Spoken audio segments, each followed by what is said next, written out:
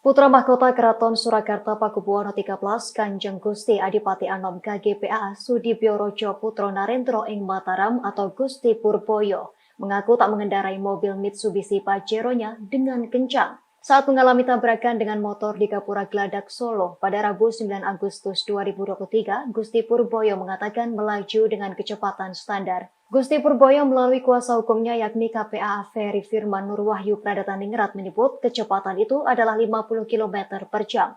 Ferry berujar saat kejadian Gusti Purboyo membelok ke arah kanan atau dari arah Gladak menuju alun-alun utara sambil menginjak rem. Kemudian langsung disambut motor korban dari arah berlawanan. Korban diketahui merupakan warga Sragen berinisial H. H disebut mengalami luka ringan seusai ditabrak Mitsubishi Pajero yang dikendarai putra mahkota Keraton Solo. H disebut mengalami luka ringan seusai ditabrak Mitsubishi Pajero yang dikendarai putra mahkota Keraton Solo, Gusti Purboyo. Kini kasus tersebut telah disepakati kedua pihak terselesaikan secara baik.